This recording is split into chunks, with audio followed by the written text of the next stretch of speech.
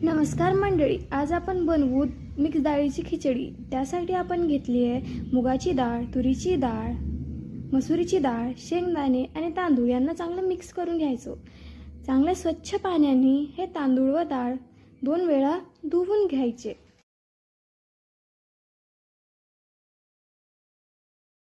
फोडणीसाठी आपल्याला लागतो कांदा, टमाटर, मिरच्या, बटाटे, कोथिंबीर, मिरची पावडर, एव्हरेस्ट, हळद, मीठ आणि बिर्याणी मसाला। आता फोडणीची तयारी करू। आधी आपण पातेल्यात तेल टाकायचे, मोहरी टाकायचे, मोहरी तडतडले की जिरे घालायचे, मग हिंग टाकायची, मग हिरवी मिरची चांगली तडतडू द्यायची, मग कांदा घालायचा। कांदा चांगला ब्राऊन होऊस्तर भाजायचा, मग अद्रक लसूणची पेस्ट टाकायची, सगळं हलवून घ्यायचं।